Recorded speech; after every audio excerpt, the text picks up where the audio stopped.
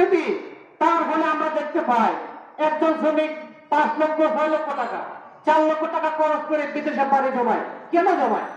আজকে তার রক্তে এবং ঘামের বিনিময়ে এর 4 থেকে 5 লক্ষ টাকা, কিন্তু সে মাঠ থেকে তুলে আনতে সময় লাগবে প্রায় 3 থেকে 4 বছর লাগবে কিনা? এর আগ পর্যন্ত তার শরীরের মাধ্যমে সেই শক্তি, সেই মনোবল, সেটা নিয়ে সে সংগ্রাম করে আমাদের দেশের আর্থিক সংকট, আমাদের পরিবারের সংকট মোচন করার জন্য সে দিন রাত পরিশ্রম করে যায়। আর আমাদের বাংলাদেশ সরকার আন্তর্জাতিক শ্রম আইন আন্তর্জাতিক শ্রম আইন অনুযায়ী প্রত্যেকটি কর্মসংস্থানকে, প্রত্যেকটি শ্রম আইনকে অবমূল্যায়ন করে প্রত্যেকটা শ্রমিক সংগঠন কথা বলে নামে মাত্র বয়ান দিয়ে যাচ্ছে, কিন্তু বাস্তবে তাদের ভাগ্য পরিবর্তন করতে ব্যর্থ হয়েছে। প্রিয় শ্রমিক ভাইরা, বাংলাদেশের শ্রমিক অঙ্গনে বাংলাদেশ শ্রমিক কল্যাণ ফেডারেশন কি কি কাজ করতে চায়, কিভাবে করতে চায়, এটা আপনাদেরকে জানতে হবে।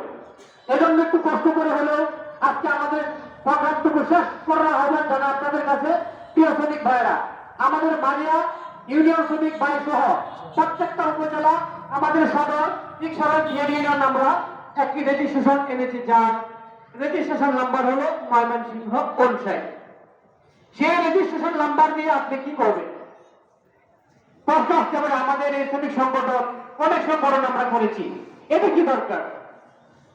উন্নয়নশীল পৃথিবীতে আমরা যদি তাকাই, প্রত্যেকটি কর্মভিত্তিক, প্রত্যেকটি সেক্টর ভিত্তিক ট্রেড ইউনিয়ন রাষ্ট্রায়ত্ত প্রতিষ্ঠান রয়েছে, যা পরিচালনার দায়িত্ব গণপ্রজাতন্ত্রী বাংলাদেশ সরকারের অধীনস্থ শ্রম দপ্তর, শ্রম মন্ত্রণালয়ের অধীনে পরিচালিত হয়।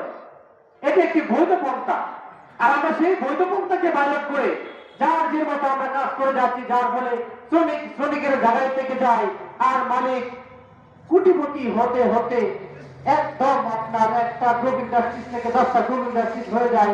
এখানে শ্রমিকদের অধিকার লুট করা হচ্ছে, সেটি জানতে দেওয়া হয় না। আর আমরা যদি ট্রেড ভিত্তিক শ্রমিক সংগঠন থাকতো, প্রত্যেকটি সেক্টর ভিত্তিক থাকতো, তাহলে আমার শ্রমিকের ন্যায্য পাওনা দিয়ে তারা যদি 100 ইন্ডাস্ট্রি করে আমাদের কোনো আপত্তি ছিল না। এখন আমাদের বাংলা শ্রমিক কল্যাণ ফেডারেশন সারা দেশে ট্রেড ইউনিয়ন ভিত্তিক কাজ করতে চায়।